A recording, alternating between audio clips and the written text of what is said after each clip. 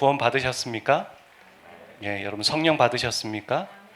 예, 그거보다 한 분이 얘기를 못 하시는 것 같아요. 이런 것처럼 우리가 구원 받았습니까? 라는 것은 말하지만 성령 받았습니까? 라고 얘기할 때는 약간 머뭇하는 이유 중에 하나가 내 꼬라지가 이런데 내가 성령을 받았다고 얘기할 수 있을까? 이런 생각들을 하게 되지 않나 싶습니다. 오늘 이 얘기를 하고서 우리가 함께 기도하려고 하는 것입니다. 지난 시간에 우리가 죄에 대한 얘기를 했고 오늘은 성령에 대한 이야기를 하려고 합니다. 사도행전 18장에 보면 알렉산드리아에서 온 아볼로라는 사람이 있었습니다. 이 아볼로라는 사람이 에베소에 머물렀습니다. 그리고 에베소에 이르렀는데 누구를 만났겠습니까? 브리스길라와 아굴라를 만났죠. 이 브리스길라와 아굴라를 만났을 때 아볼로에 뭔가 부족하다는 걸 느꼈다라는 겁니다. 그리고 브리스길라와 아굴라가 아볼로를 데려다가 주의 도를 가르쳤다라고 얘기합니다. 여러분, 아볼로는 지금 그리스도인입니까? 그리스도인이 아닙니까? 어떻게 생각하십니까? 25절에 보면 예수에 관한 것을 자세히 말하며 가르쳤다. 그럼 그는 그리스도인입니까? 그리스도인이 아닙니까? 그가 유대인이었고 유대교를 믿었다면 예수를 부정했겠죠. 예수가 메시아라는 걸 부정했겠죠. 근데 그가 예수에 관한 것을 자세히 말할 정도라는 것은 그가 그리스도인이었다는 겁니다. 그런데 그 25절 끝부분에 보니까 뭐라고 하냐면 그는 요한의, 우린 침례교회니까 요한의 침례만 알았다라는 얘기가 나오죠. 요한의 침례라는 게 무엇일까요? 요한은 침례를 주면서 무엇이라고 대표적으로 사람들에게 선포하고 침례를 주었습니까?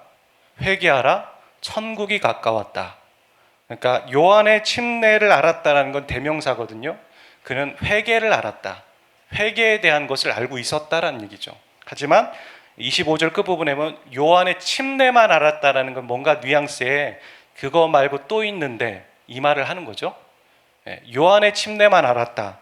그래서 그가 회당에서 담대히 말하는 것을 이 부부가 보고선 잠깐 와보세요 하고선 교제하면서 뭐라고 하냐면 하나님의 도를 정확하게 풀었다라는 얘기죠. 그게 무엇인지에 대해서 이 뒷부분에 나옵니다. 하나님의 도를 정확하게 푼 다음에 27절, 28절에 보니까 한번 같이 읽어볼까요? 27절, 28절 시작. 이게 무슨 얘기냐면 아볼로가 주의 도를 정확하게 이 부부에게 듣고 가서 벌어진 일이 이전과는 좀 달랐다라는 얘기를 하는 거죠. 그게 무엇이냐면 유대인의 말을 이기밀어라. 어떤 능력이 나타나고 그의 삶에 뭔가 새로운 각성이 일어났다. 하나님께서 그를 통해서 뭔가 새로운 일들을 해나가고 계셨다라는 얘기를 하고 있는 겁니다. 자, 근데 사도행전 19장 1절에 보니까 아볼로라는 얘기가 다시 나와요. 아볼로가 고린도에 있을 때 이게 무슨 얘기를 하고 싶은 거냐면요, 이 18장 끝부분과 19장 초반부가 연결되어져 있는 이야기다라는 얘기를 하고 싶은 거죠. 아볼로가 고린도에 있을 때 바울이 이제 에베소에 온 겁니다.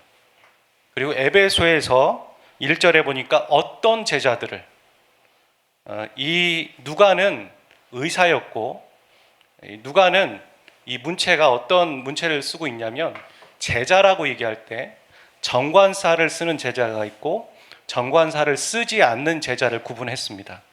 누가만 그런 거예요. 그러니까 다른 사람을 볼 때 똑같이 적용하면 오류가 생길 수 있죠. 정관사를 붙이는 제자는 예수님과 동행했던 12제자를 얘기하는 거고, 그냥 정관사를 붙이지 않으면 예수님의 12제자를 제외한 그리스도인을 말하는 겁니다. 여기에는 정관사가 없어요. 그 얘기는 뭐냐면 예수 그리스도를 믿는 수많은 무리들 중에 에베소에 있는 그런 그리스도인이 있었다는 거죠. 그 그리스도인과 바울이 만났습니다. 그리고 2절에 아주 원초적인 질문을 합니다. 너희가 믿을 때 성령을 받았느냐? 이렇게 말하죠. 그랬더니 그들이 하는 말이 우리는 성령의 계심도 알지 못했다. 그리고 바울이 또다시 묻습니다. 너는 그러면 무슨 침례를 받았니? 그랬더니 하는 말이 요한의 침례입니다. 그러니까 지금 아볼로가 대답하는 얘기랑 여기서 얘기하는 게 똑같은 얘기죠. 뭡니까? 아볼로도 그리스도인이고 여기 있는 제자들도 그리스도인이고, 아볼로도 요한의 침례만 알았지만 여기 있는 사람들도 요한의 침례만 알았다는 거예요. 그랬을 때 바울이 무슨 얘기를 합니까? 성령에 대한 얘기를 하고 예수께서 오셔서 성령을 주신다는 얘기를 하죠. 그리고 바울이 그들에게 안수하였더니 성령께서 임하셔서 방언과 예언이 나타났다. 그런 얘기를 하고 있습니다. 여기 있는 제자들도 요한의 침례만 알았다는 거죠. 그러면 아까 말한 것처럼 요한의 침례 말고 다른 침례가 있다라는 얘기를 하고 있는 거죠. 성경은 뭔가 뉘앙스에서. 마태복음 3장 11절에 보면 그 얘기가 나옵니다. 한번 같이 읽어볼까요? 저 말씀을. 나는 이렇게 시작하는데요. 시작. 요한은 물의 침례를 주지만 요한이 하는 말이에요. 침례 요한이. 내 뒤에 오시는 예수님께서는 내가 물의 침례를 준 거와는 다르게 그는 성령의 침례를 주고 불의 침례를 줄 거다. 여기서 얘기하는 불의 침례란 심판을 얘기하는 거니까요. 성령의 침례를 줄 거다. 그렇게 말하는 거죠. 여러분 다시 한번 질문해 보겠습니다. 여러분 구원 받으셨습니까? 자, 그럼 성령은 언제 받습니까? 우리가 예수님 믿을 때, 예수를 구주로 영접할 때 성령을 선물로 주시는 겁니다. 우리가 이 사도행전 19장 2절에 보면 너희가 믿을 때 성령을 받았다라는 이 문장을 어떻게 해석하느냐에 따라서 교파가 달라지는 거고 사람들의 신앙의 모습이 달라지게 되는 거죠. 그렇다면 해석하는 데에 따라서 그냥 그게 맞는 거구나가 아니라 뭐 귀에 붙이면 귀걸이고 코에 붙이면 코걸이냐 그 얘기가 아니라 정확한 뜻이 여기 있습니다. 우리가 헬라어를 몰라도 여기 시제를 보면 알 수 있죠. 너희가 믿은 이후에 성령을 받았느냐 그렇게 말하지 않고 너희가 믿을 때 성령을 받았느냐. 제가 여러분에게도 새가족반을 하면서 그렇게 말씀드렸죠. 예수 그리스도를 믿을 때 성령께서 내 안에 오신다. 그렇게 말씀한 것처럼 이렇게 되는 거죠. 하지만 이것을 조금 오해하면서 해석하게 되면 어떻게 됩니까? 이렇게 해석이 되는 거예요. 이렇게 접근하는 거죠. 사람들에게. 여러분 능력 받으셨어요? 능력 안 받으면 헛거예요. 예수님 믿는 것만 되는 게 아니라 예수님 믿은 후에 능력을 받아야 돼요. 여러분 보세요. 여러분 능력 없이 살잖아요. 맨날 죄 때문에 지잖아요. 그러면 사람들이 설득을 당하는 거죠. 처음에 새가족구원 배울 땐 그렇게 생각하지 않았는데 어떤 사람이 우리에게 다가와서 여러분 능력 없죠? 여러분 맨날 지잖아요. 능력을 받지 못했으니까 그런 삶을 살 수밖에 없는 거예요. 자 보세요. 여기 성령을 받으라고 얘기했잖아요. 그렇게 얘기할 때 우리가 그런가? 이렇게 생각하면서 또 다른 능력을 받기 위해 노력하게 되는 거죠. 그렇지 않다는 겁니다. 이미 예수 그리스도를 믿을 때 내 안에 성령께서 오신다라고 말합니다. 그걸 어떻게 말할 수 있냐면 어떻게 증거할 수 있냐면 고린도전서에도 그렇게 얘기하죠. 성령으로 아니하고서는 예수를 주로 고백할 수 없다. 이 말은 무엇이냐면 성령께서 고백하게 하셔야지만 예수를 주로 고백할 수 있다라는 말이에요.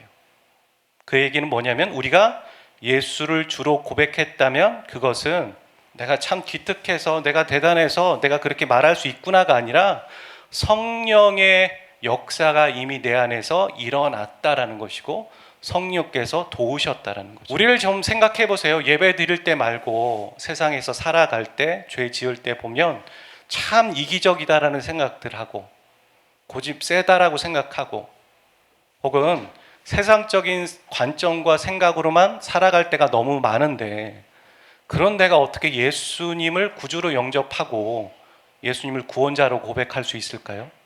불가능한 일이에요. 그런데 그런 불가능한 그런 기적적인 일이 일어나는 거죠. 이게 바로 성령의 역사라는 겁니다. 그 얘기는 뭐냐면 너희가 믿을 때 성령을 받았느냐 이 말처럼 우리가 예수 그리스도를 구주로 영접할 때 이미 내 안에 성령께서 오셨다라는 얘기입니다. 아멘. 오셨습니다. 오셨다라는 거예요. 그렇다면 지금 18장의 후반부와 19장의 초반부는 지금 무슨 얘기를 하고 싶은 걸까요? 그리고 이들은 뭘 몰랐다는 걸까요? 아볼로든 에베소에 있는 제자들이든 예수님을 구주로 영접했으니까 그들 안에 성령님께서 계신 겁니까? 안 계신 겁니까? 계신 거죠. 계신 겁니다. 여러분 안에 계시듯 이들 안에도 있는 겁니다. 그런데 그들은 성령과 동행하고 성령과 교제하며 성령이 계신지도 몰랐고 자신의 삶에 성령께 뭐를 맡겨야 되는지 모르면서 살았던 거예요. 그냥 성령을 받았나 보다 이러고만 살았다는 거죠.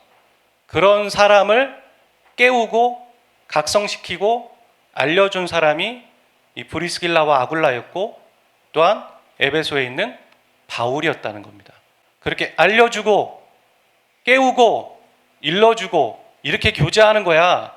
성령님께 너의 삶을 맡긴다는 건 이런 거야. 그리고 성령님은 이런 일을 하셔라고 성령쌤이나 한 거죠. 그랬더니만 어떤 일이 일어났다는 겁니까? 그들 안에 성령께서 움직이신 거예요.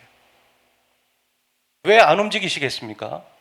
그러니까 우리가 일깨워야지만 성령을 일깨워야지만 움직이시는 게 아니라 그 성령을 모시고 사는 사람이 의지적으로 결단해서 성령님께 자신을 맡기고 할 때 비로소 성령께서 일하시더라는 겁니다. 왜 그럴까요? 이 말씀을 나눌 때 어떤 분이 그런 얘기를 했어요. 그렇게 강력한 성령님이신데, 성령님이 하나님이라면 강력한 분인데 우리가 성령님께 맡길 때 왜 뭔가 대단한 일이 일어나는 것 같지 않고 뭔가 조그마한 일들만 일어날까요? 그런 질문을 하시더라고요. 그래서 제가 뭐라고 답변을 했냐면, 성령님은 위대하시지만 대단하시지만 우리가 그분께 여전히 맡긴다고 하면서 제한하고 있고 우리의 믿음의 분량이 약하다. 우리가 그분을 제한하고 있다. 여전히 그렇게 고백하면서도. 그게 인간의 한계이고 또한 성령 하나님의 인격이다. 우리를 인격적으로 대우하시는 거죠. 우리를 인격적으로 대우하지 않는다면 마음대로 하시겠죠. 마음대로. 우리와 상관없이 우리 안에서 일하시고 우리와 상관없이 우리 주변의 모든 일들이 일어나겠죠. 나는 그런 생각을 갖고 있지 않았고 그런 선택을 하지도 않았는데.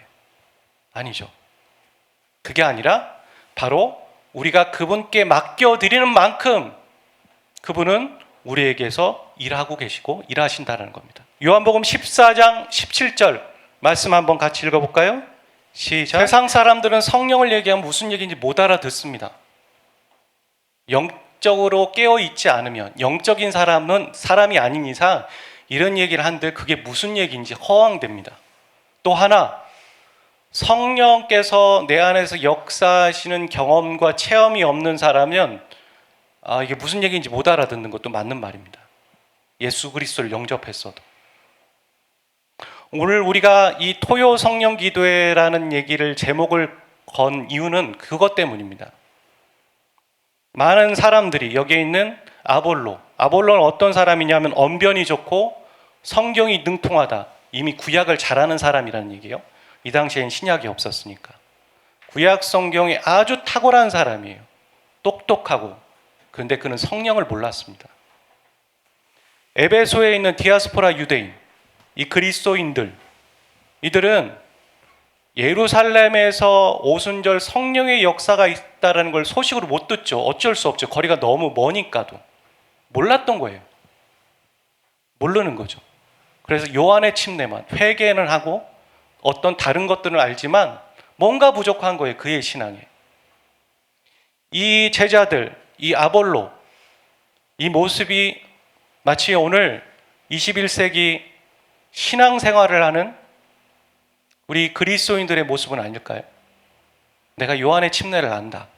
내가 성령을 모르겠는데 너희가 성령 받았느냐? 받긴 했지. 근데 왜 성령이 왜 내 안에 계실까? 하나님이 우리를 정말 사랑하신다면, 우리와 함께하기 원하신다면 하나님이 우리와 함께 하시는 존재 방식이 바로 성령이 내 안에 함께 하시는 겁니다. 그리고 저 말씀처럼 내 속에 그 안에 영원히 거하시는 겁니다. 함께 하시는 거죠. 여러분, 성령님을 영어로 얘기할 때 홀리 스피릿이에요. 거룩한 영이에요. 거룩한 영.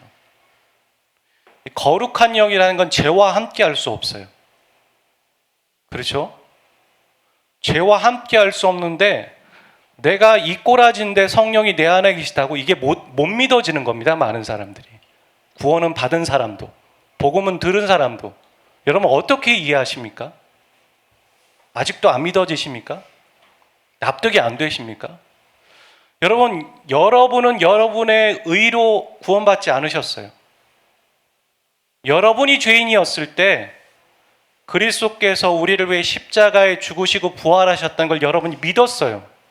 그 믿음으로 우리가 구원을 받았는데 그 믿는 그 순간에도 여러분은 죄인이었단 말이에요. 그런 죄인을 처음부터 끝까지 항상 죄인이에요. 그랬던 죄인을 예수님 믿는 믿음을 의롭다 칭하셔서 우리를 구원하신 거죠. 의로운 거예요. 그때부터. 거룩한 거고요. 하나님이 거룩하다 얘기하면 그 어떤 누구도 거룩하지 않다 말할 수 없어요. 그게 하나님의 권세예요. 하나님이 의롭다 칭한 거죠. 그 얘기는 뭡니까? 그때부터 우리는 죄인이 아니에요. 그러니까 그 순간 성령께서 우리와 함께 하시는 게 맞는 거고, 우리가 새가족반에서 배운 것처럼 우리가 그 이후에 짓는 죄들이 있다 할지라도 그 죄가 우리의 구원을 흔들지 못한다는 거죠. 왜냐하면 한번 의롭다 칭하다 말씀하신 그 하나님의 신실하심 때문에 하나님이 끝까지 그를 책임져 가는 거니까요. 믿으십니까? 우리 안에 성령께서 계십니다. 이 성령께서 계신데 우리는 그러면 이 성령 침례라는 걸 얘기했는데 성경에 보면 성령 충만이 나와요. 성령 침례는 평생 한 번 받는 거예요. 내가 예수님을 영접할 때. 물론 이럴 수 있죠. 내가 예수님을 영접했다고 했는데 헷갈린 거예요. 좀 어렸을 때. 수련회 가서 예수님 믿겠다고 한 사람 손 들었는데 저도 그랬거든요.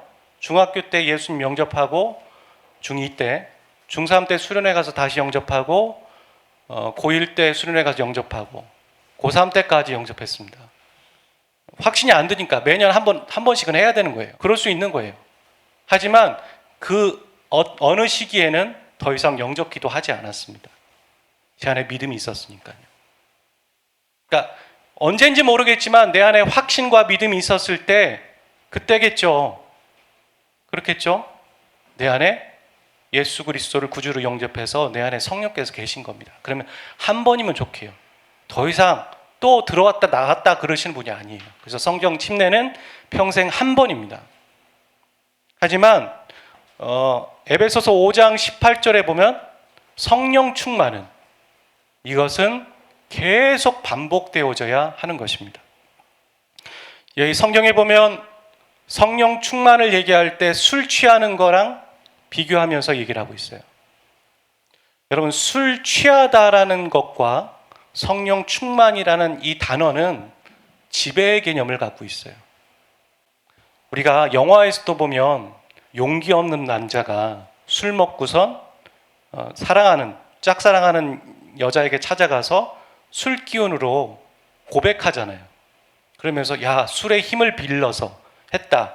그러면서 어떤 생각을 갖게 되냐면 술이 저 사람의 어떤 좀 눌렸던 것을 자유케 했다 이런 식으로 생각할 수 있는데 성경은 그렇게 생각하지 않아요. 성경은 술은 그 사람을 지배했다는 거죠.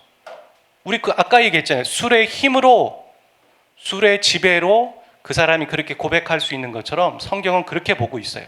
술의 지배를 받으면 어떻게 되냐면 방탕한 것이니. 저 방탕이라는 단어가 무엇이냐면 누가복음 15장에 보면 탕자가 아버지의 집을 떠났을 때 그때 그 탕자의 상태를 뭐라고 하냐면 허랑방탕했다 이렇게 말하죠. 허랑방탕이라는 단어가 뭐냐면 목적 없는 삶이에요. 여러분, 목적 있는 삶을 살고 계세요? 안 믿는 사람들도 그렇고 목적 있는 삶을 살죠. 나름 투자하고 가치를 부여하고 어떤 일들을 해나가고 성과를 이뤄내고, 그러니까 목적 있는 삶을 산다고 하지만 탕자가 돈을 다 잃어버렸 순간 그래서 허랑방탕한 게 아니에요. 탕자는 돈을 많이 갖고 있을 때도 허랑방탕했어요. 목적 없는 삶을 살았단 말이에요. 그래서 그 돈을 다 잃어버린 거예요. 탕자가 아버지의 집을 떠나는 순간 그는 허랑방탕한 거예요. 우리가 예수님께 초점을 맞추지 못한다면 우리는 그리스도인들도 허랑방탕한 삶을, 목적 없는 삶을 살아갈 수 있어요. 교회 안에 있지만 예수님을 인격적으로 만나지 못하면 우리는 목적 없는 삶을 살아갈 수 있다는 말입니다. 성령의 충만함에 붙잡히지 않으면 목적 없는 삶을 살아갈 수 있는 거예요. 저렇게 술의 다스림을 받으면 목적 없는 삶을 살아가요. 그런데 오직 성령의 충만을 받으라, 성령의 다스림을 받으라는 얘기죠. 그게 바로 그리스도인의 삶이어야 된다는 겁니다. 여러분, 신약 성경을 보면 예수님께서 등장하시지만 예수님께서 부활하시고 승천하신 이후에 교회가 세워져요.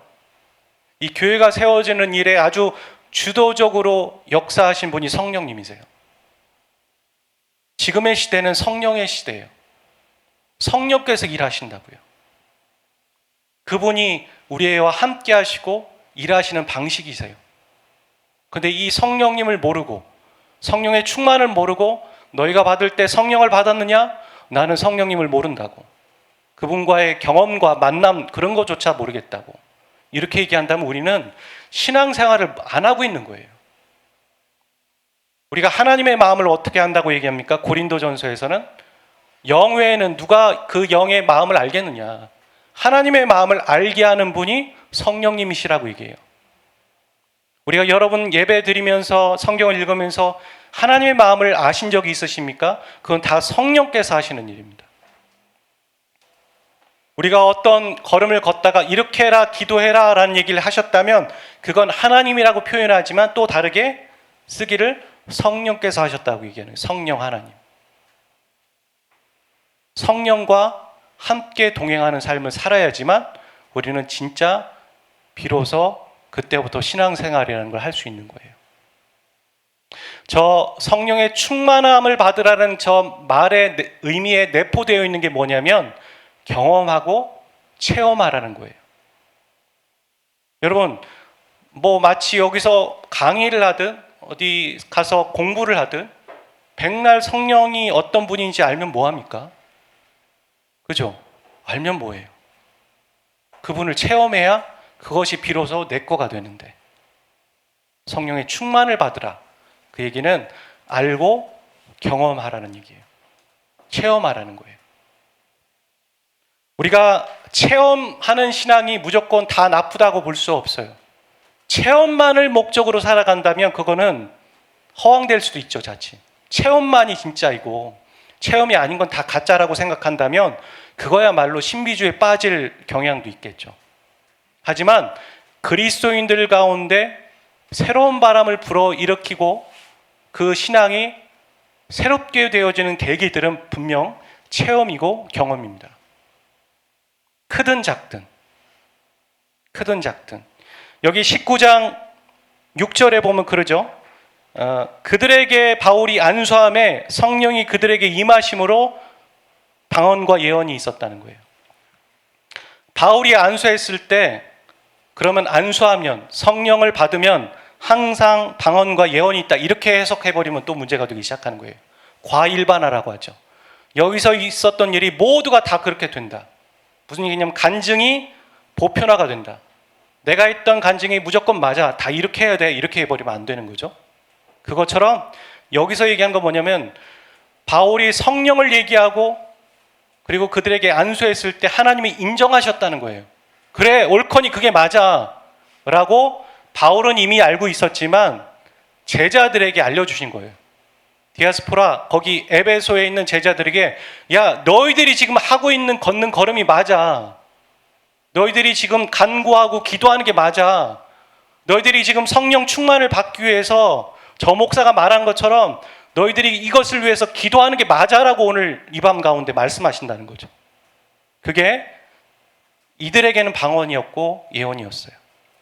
꼭 방언이어야 되고 예언일 필요는 없어요. 그리고 그건 우리가 만드는 게 아니에요. 그건 우리가 정하는 게 아니에요. 하나님이 허락하시는 거예요. 그들의 필요에 맞게. 고린도전서 12장 8절에서 11절 말씀 한번 읽어보도록 하겠습니다. 시작. 이 모든 일은 같은 한 성령이 행하사 그 뜻대로 각 사람에게 나누어 주시는 것이니라. 제가 어제 이 기도회를 놓고선 이렇게 금요일에 기도하거든요. 몇 분 모여서 기도하는데 이 말씀을 좀 나누고 이 내용들을 좀 소상하게 얘기할 필요가 있겠다라는 생각을 했어요. 그게 또 다른 일깨워주는 거죠. 성령이 계시구나. 기도해야 되는 거구나. 아니라 성령이 구체적으로 우리 안에서 어떤 일들을 해나가시는가. 크게 두 가지예요. 하나는 열매죠. 열매. 그리고 하나는 은사예요. 그런 얘기 들어보셨어요? 성령의 열매, 성령의 은사. 성령의 열매는 우리가 갈라디아서에 보면 9가지 열매가 나오죠. 그건 다 성품의 문제예요. 그러니까 우리 안에 계신 성령께서는 우리의 성품을 바꿔가세요. 그 성품은 누구의 성품이냐면 예수 그리스도의 성품이세요. 사랑과 희락과 화평과 온유와 절제니 쭉 나오죠. 그것이 우리에게 열매 맺도록 어떤 때는 우리를 연단하시고 우리에게 어떤 때는 침묵도 하시고 우리에게 어떤 인생에 어떤 채찍도 주시고 당근도 주시면서 우리를 빚어가시는 거예요. 그래서 여러분의 성품이 바뀌길 위해서 우리가 내적 치유라는 얘기를 하잖아요. 책 읽고 또 누구에게 상담도 받지만 여러분 기도하셔야 돼요. 우리를 가장 잘하는 분이 우리 안에 계세요. 그분께 기도하고 책도 읽고 상담도 받는 거예요. 그거 없이 이걸 한다라는 건 안 돼요. 내 마음을 바꿔가 주십시오. 나의 낮은 자존감들을 회복시켜 주십시오. 내가 받았던 상처들이 회복되게 도와주십시오. 문제를 안다면 기도할 수 있어야 돼요. 우리가 상담받는 이유, 책을 읽는 이유도요, 뭐냐면 그 문제를 알기 위해서예요. 많은 내적 치유 책에서 뭐라고 하냐면 내 문제를 정확히 안다면 그것만으로도 50% 치유받았다. 사람들이 몰라서 힘들어하는 거예요. 혹은 몰라서 기도 못하는 것도 있어요. 하지만 안다면 그 아는 문제를 정확하게 핀셋으로 뽑아서 하나님께 올려드리고 성령 하나님께 그게 필요한 거죠. 성령님은 우리의 내면을 바꿔가세요. 열매예요. 또 하나가 은사죠. 은사는 저런 거예요. 은사는 탤런트와 같은 거예요. 왜 우리에게 은사가 필요한가? 은사는 대부분이 다 타인을 위해 있어요. 타인을 섬기기 위해서, 타인을 세우기 위해서. 그 타인이란 바로 교회를 세우는 거예요. 우리가 어떤 사람을 섬기는데 성품으로만 섬길 수 없어요. 우리가 친절로 저 사람에게 봉사하고 어떤 사람에게는 구제하고 어떤 사람에게 말씀을 가르친다. 그럼 말씀을 가르치는 은사가 필요해요. 어떤 사람에게 지혜의 은사가 필요한 거예요. 예를 들어 저렇게 보면 지혜의 말씀이란 바로 지혜로운 말들이죠. 임기응변에 능하다라는 얘기랑은 좀 다른 것 같아요. 예수님이 그런 얘기를 하셨잖아요. 가이사의 것은 가이사에게, 하나님의 것은 하나님에게. 이런 지혜의 말씀이 어떻게 나올까요? 그게 바로 지혜의 말씀이에요. 여러분, 지혜의 말씀을 구하셔야 돼요. 지식의 말씀. 대표적으로 요한복음 4장인가 5장에 보면은 남편 5 있었던 여인이 나오죠. 우물가의 여인. 그 우물가의 여인이 이 예수님에게 저 남편 5 있었어요. 창피해서 말도 못했어요. 근데 예수님은 그 여인에게 네가 남편이 5 있지만 그리고 지금 남편도 네 남편이 아니구나 이렇게 말할 수 있었던 거 어디로부터 정보를 들은 적이 없어요. 그게 지식의 말씀이에요. 그런 것들이 일어나는 거죠. 왜 일어납니까? 우리가 누구를 위해 기도할 때 그가 다 얘기하지 못했지만 그의 내면의 것들을 하나님께서 알려주셔서 중보하게 하실 때가 있어요. 오해하지 마세요. 상대방의 프라이버시가 되는 얘기를 결코 하나님은 말씀하지 않으십니다. 궁금해하실 필요도 없어요. 여러분, 그런 것들을 얘기하지 않으세요. 하지만 필요로 하는 것들을 말씀하시고 기독해 하세요. 그럴 때 지혜가 필요한 거고 지식의 말씀이 필요한 거죠. 저 지혜와 지식은 같이 가야 돼요. 지식의 말씀이 있는데 함부로 말해버리면 어떻게 되겠습니까? 지혜가 필요한 거잖아요. 또 하나 뭐라고 얘기합니까? 성령으로 믿음을 갖게 되는 거예요. 여러분, 우리는 누누이 말씀드리지만 믿음의 싸움을 하고 있어요. 믿음의 안목, 믿음으로 하나님께서 나와 동행하신다는 믿음, 이 직장 상사를 나에게 허락해 주신 이유가 나를 빚어가시기 위한 하나님께서의 연단이다라는 믿음, 그 믿음이 없으면 한순간도 못 버텨요. 지금 우리가 예배 드리는 것도 보이는 건 다 사람이잖아요. 이 믿음이 없이는 하나님 앞에 나갈 수 없어요. 믿음을 달라고 기도하셔야 돼요. 또 하나 뭐라고 얘기하냐면 성령으로 병 고치는 은사를 받을 수 있어요. 우리가 예수 그리스도의 이름으로 다 병의 치유를 선포할 수 있지만 어떤 사람에게 특별한, 아주 특별한 병 고침의 특별한 은사를 허락하실 때가 있어요. 여러분, 두려워하지 마세요. 믿져야 본전이잖아요. 여러분, 기도하세요. 대신 이 은사들은 다 다시 한번 기억하지만 여러분 뽐내라고 주신 거 아니니까 여러분이 뽐내기 위해서 기도한다면 안 되는 거예요. 내가 섬길 사람이 있어요. 내가 도와줄 사람이 있어요. 근데 그 사람이 너무 안타까워요. 여러분, 그때 기도하시는 거예요.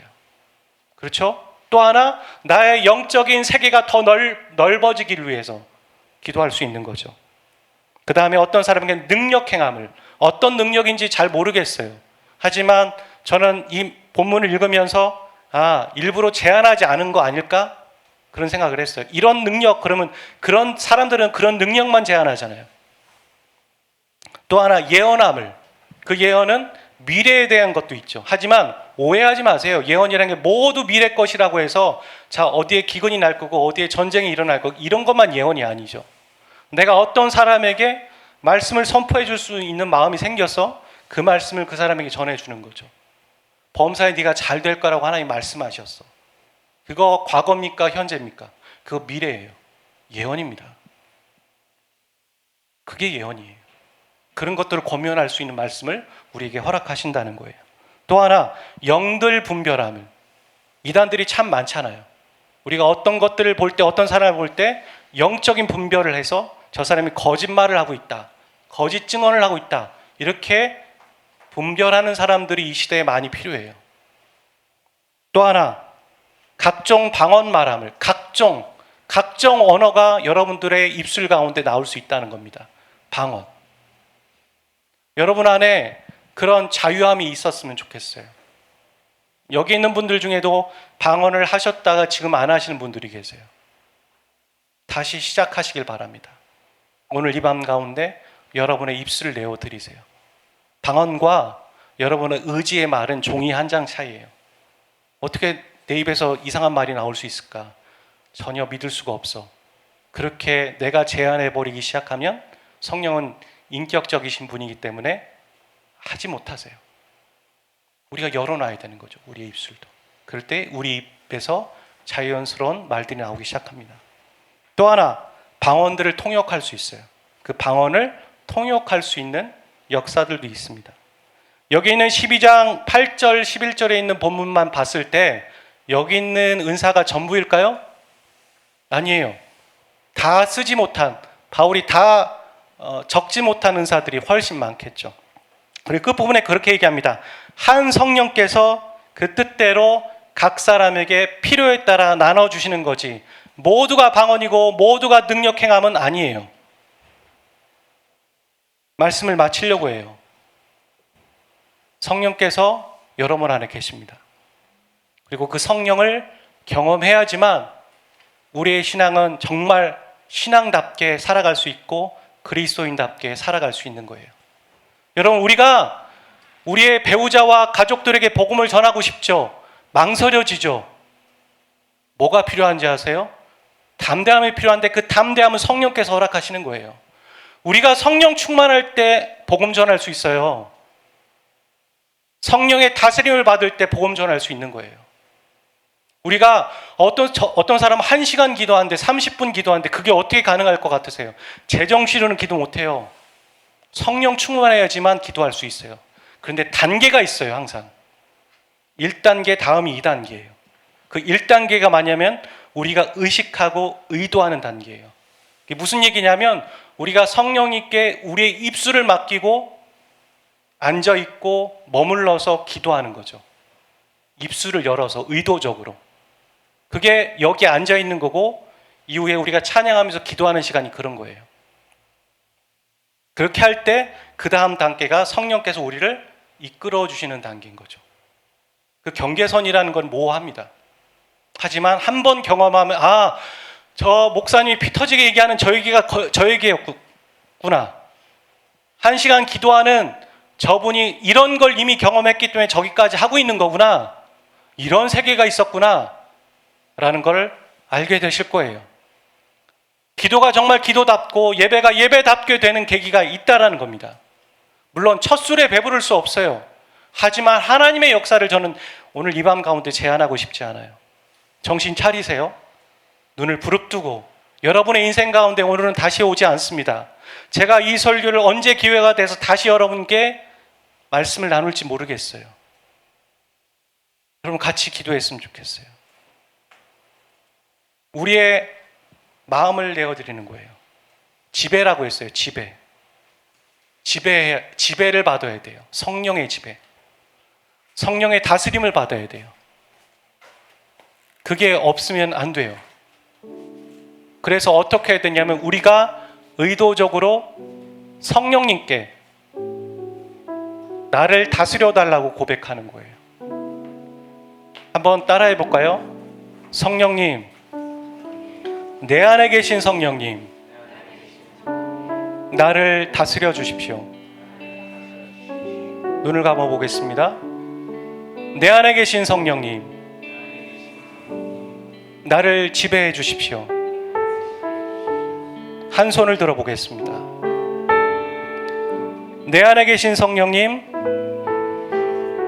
나를 다스려 주십시오.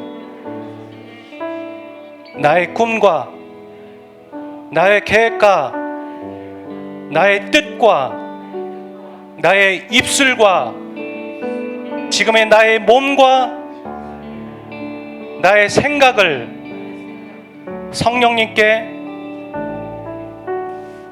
바쳐드립니다. 나를 다스려 주십시오. 내가 성령님과 교제하기 원합니다. 성령님을 알기 원합니다. 성령을 체험하기 원합니다. 성령 충만하기 원합니다.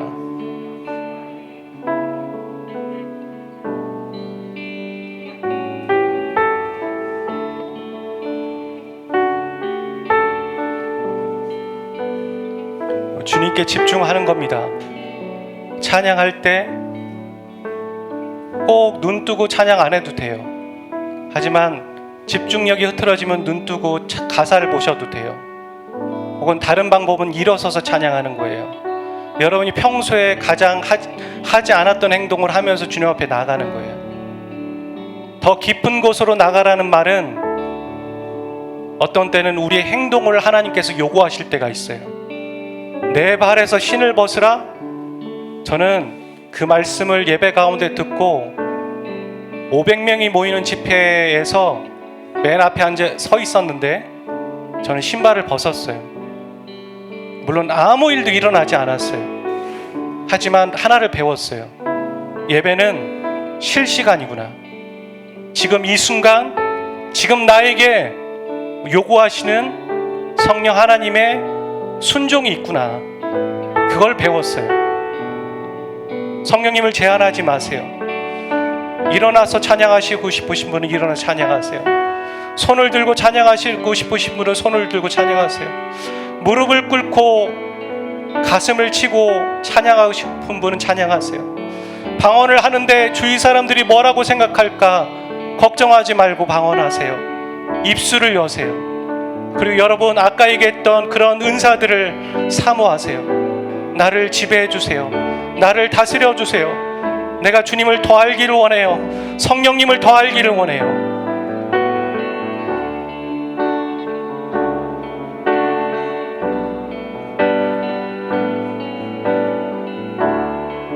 나의 예수, 나의 예수, 온 마음 다해 사랑해요.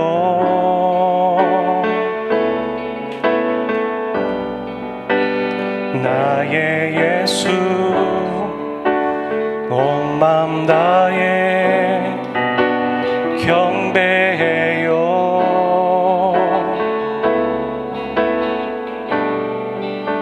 예수님께 온 마음 다해 순복해요.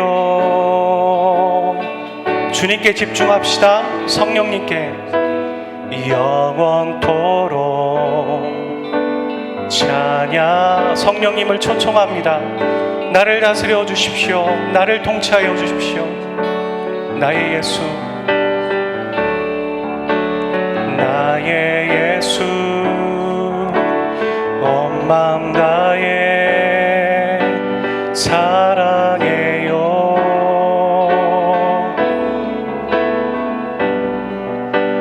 나의 예수,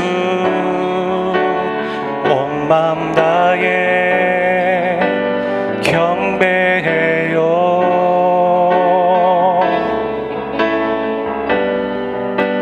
예수님께 온 마음 다해 순복해요.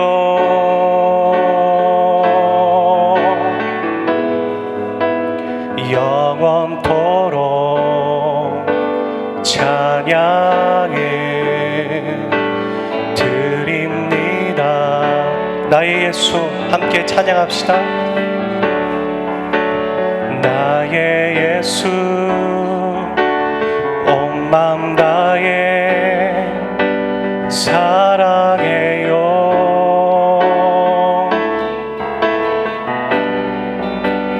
나의 예수, 온 마음 다해 경배해요. 예수님께, 예수님께 온 마음 다해 순복해요.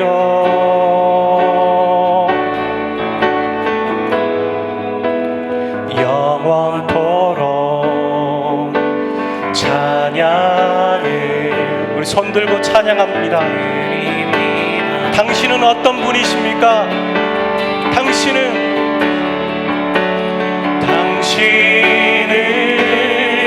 순결하고 아름다운 주이십니다. 거룩하고 사랑스러운 능력과 영광의 주이십니다.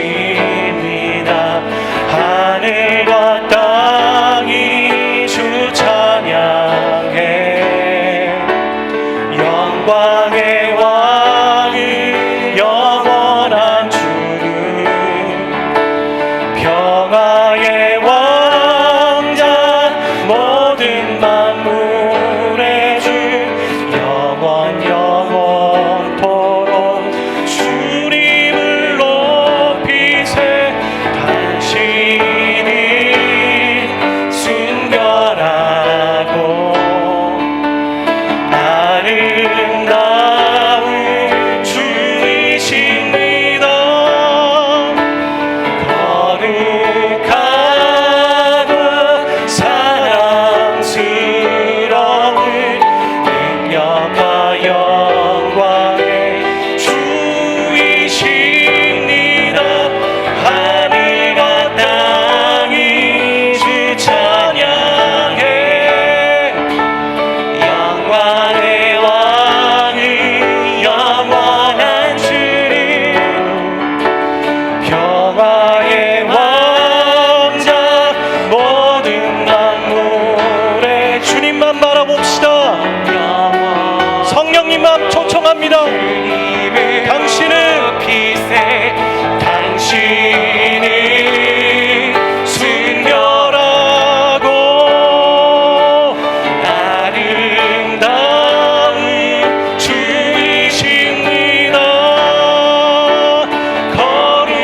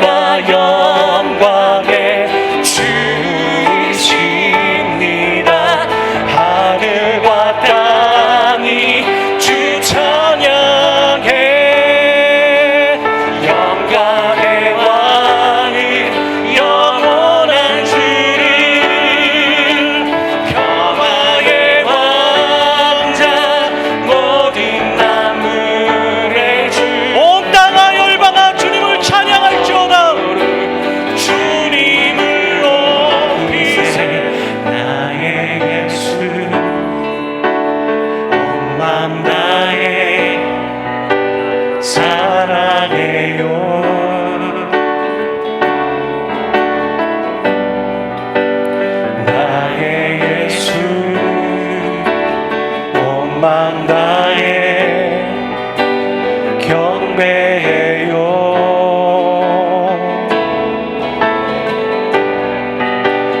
예수님께 온 마음 다해 순복해요.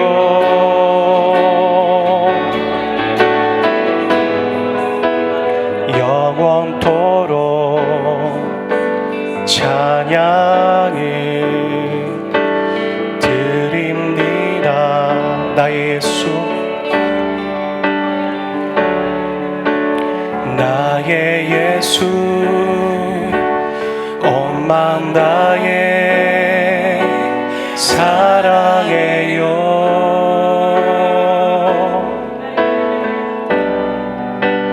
나의 예수, 온 마음 다해 경배해요.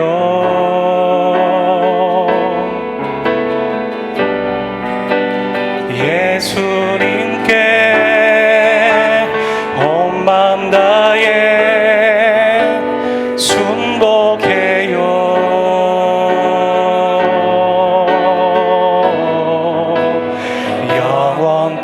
영원토록 찬양을 드립니다.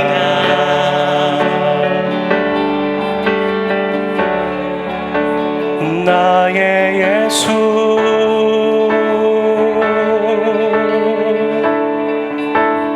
나의 예수,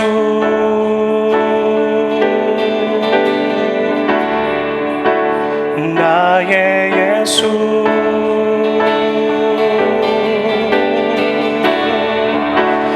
나의 예수, 나의 예수,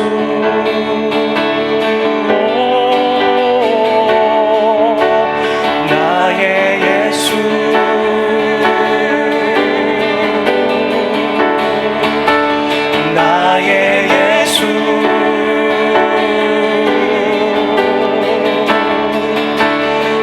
나의 예수,